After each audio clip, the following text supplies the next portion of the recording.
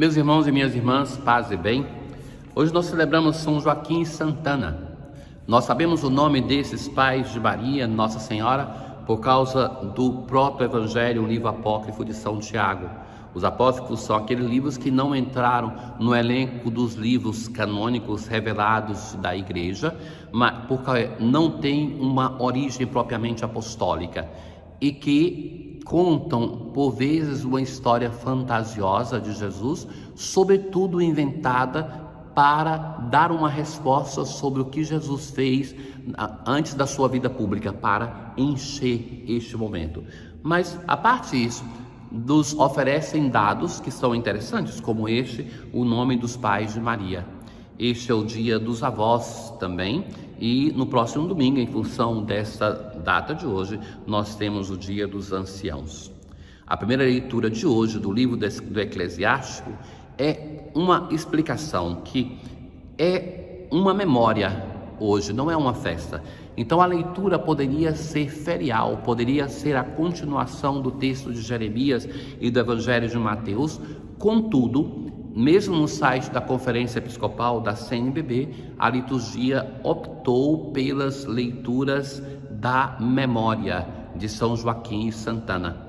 Por esse motivo, então, que eu estou fazendo a reflexão sobre este texto, mesmo que tendencialmente eu preferiria continuar com a leitura ferial, para dar a possibilidade aos fiéis de ler de modo contínuo o texto no caso de Jeremias e o texto de Mateus.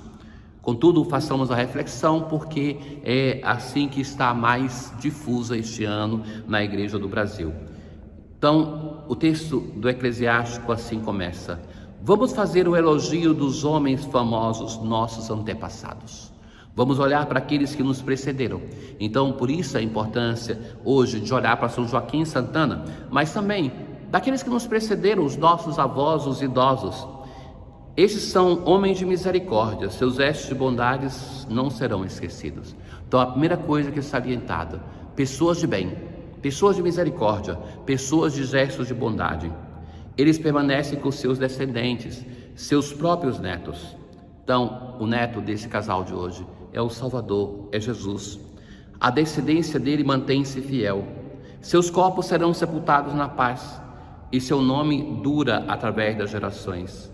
Os povos proclamarão a sua sabedoria, e a Assembleia vai celebrar o seu louvor. Sabe que é uma tradição muito própria do povo de Israel a atenção com a história passada. Então, o contar o passado, fazer memória daqueles que precederam, é uma tradição muito comum em Israel. Talvez nós tenhamos perdido muito isso, não só talvez, mas nós perdemos. Então, os nossos jovens muitas vezes não conseguem se recordar os fatos nem sequer da geração anterior. Então, que estão esquecidos, que não se cultiva da família. Isso é a força da televisão, dos meios de comunicação, que a televisão já vai sendo superada, mas se nós nos recordamos, e eu vivi isso na minha infância, que não tendo no primeiro momento a televisão, a família era capaz de se reunir e contar aquilo que era a história passada. E hoje nós não temos isso. Sabemos por vezes muito de pessoas com quem nós nunca nos encontramos. Pensa aquelas pessoas que seguem um artista, que sabe tudo desse artista, que nunca se encontrou, mas nós nos esquecemos da vida daquelas pessoas a quem nós devemos a nossa vida, a nossa existência. Fazer esta memória é ser fiel à própria herança da família, a conservar aquilo que de bom se recebeu, buscar corrigir aquilo que foram os erros do passado, mas também disso nasce a nossa própria tradição de cultura e de fé, da nossa capacidade também de fazer paz com a nossa história, com aquilo que não foi bom, e de recordar e buscar repetir na nossa história aquilo que foi virtude da nossa tradição de família. O Senhor fez a Davi um juramento, uma promessa que jamais renegará. Então, nós, fazendo a memória do passado, com o Salmo 131, nós recordamos a promessa messiânica feita a Davi. Deus promete a Davi que um herdeiro, um descendente dele, vai reinar na sua casa. E para nós, esse descendente que reina é o Senhor Jesus, descendente de Davi. Daí o povo de Israel sabia que o Messias seria descendente de Davi. E nós vemos em Jesus a realização dessa profecia. Pois o Senhor quis Jerusalém para ser a sua morada. A promessa do Senhor: de Davi farei brotar um forte herdeiro, acenderei ao meu ungido uma lâmpada, cobrirei de confusão seus inimigos, mas sobre ele brilhará minha coroa. Na aclamação ao Evangelho de hoje, esperavam esses pais a redenção de Israel, e o Espírito do Senhor estava sobre eles. Naquele tempo, disse Jesus aos seus discípulos: lembram que isso aqui nós já ouvimos nesses dias. É aquilo que Jesus vai dizer depois da parábola do semeador para os seus discípulos, antes da parábola do joio e do trigo. Felizes sois vós, porque vossos olhos veem e vossos ouvidos ouvem. Em verdade vos digo, muitos profetas de justo desejaram ver o que vedes e não viram, desejaram ouvir o que ouvis e não ouviram. Somos felizes. Jesus fala para os apóstolos que são felizes. Na verdade, é uma alusão clara a Joaquim e Ana, que não tendo sido um dos apóstolos de Jesus, do grupo de Jesus, não se tem muitas informações sobre eles, mas provavelmente não estavam ali. E os apóstolos têm uma felicidade maior do que eles que têm um certo vínculo de consanguinidade com Jesus, porque o vínculo determinante não é da consanguinidade, mas é o da fé. Lembra que Jesus mesmo no Evangelho vai dizer isso, quando vão dizer para ele: tua mãe, teus irmãos e irmãs estão aí, procura. Ele fala: quem é minha mãe? Quem são meus irmãos e minhas irmãs? É aquele que ouve a palavra de Deus e a coloca em prática. Então, o vínculo de fé é mais determinante do que o vínculo de consanguinidade. Ora, então vale para este Evangelho lido hoje a consideração que os apóstolos são mais felizes do que Joaquim e Ana.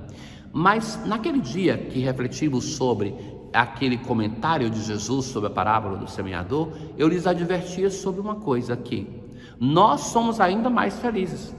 Vejam aqui, atrás de mim nós temos uma imagem de Nossa Senhora de Lourdes em francês ao redor da cabeça dela, a sua apresentação, o que ela vai dizer a Bernadette: eu sou a Imaculada Conceição.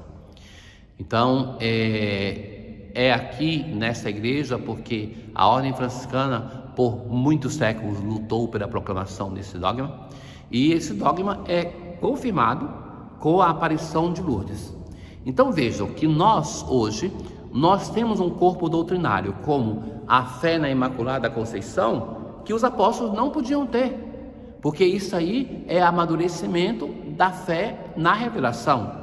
Então Deus em Jesus revelou tudo, mas nós seres humanos somos duros, precisamos de tempo. Então a revelação vai sendo compreendida com o passar dos tempos.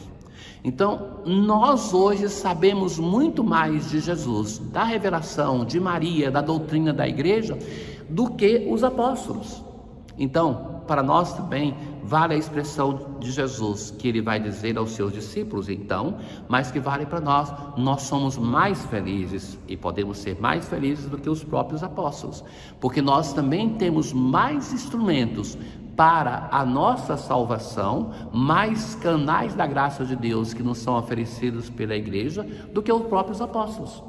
Então, se nós pensarmos, por exemplo, a riqueza da estrutura litúrgica da igreja, que é muito mais robusta hoje do que no tempo dos apóstolos, a riqueza da estrutura sacramentária, dos 7 sacramentos, da palavra de Deus, nós temos muito mais textos para o nosso crescimento do que os próprios apóstolos, a estrutura da doutrina da igreja, da teologia, da reflexão. Então nós temos muito mais material para que nós nessa diversidade possamos escolher um bom caminho entre tantas opções, mas que são caminhos reconhecidos como válidos pela igreja.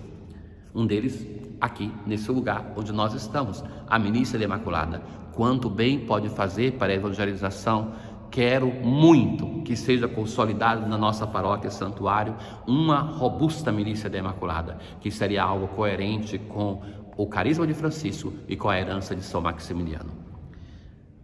Na nossa oração de hoje: Senhor Deus de nossos pais, que concedestes a São Joaquim e Santana a graça de darem a vida à mãe do vosso Filho Jesus.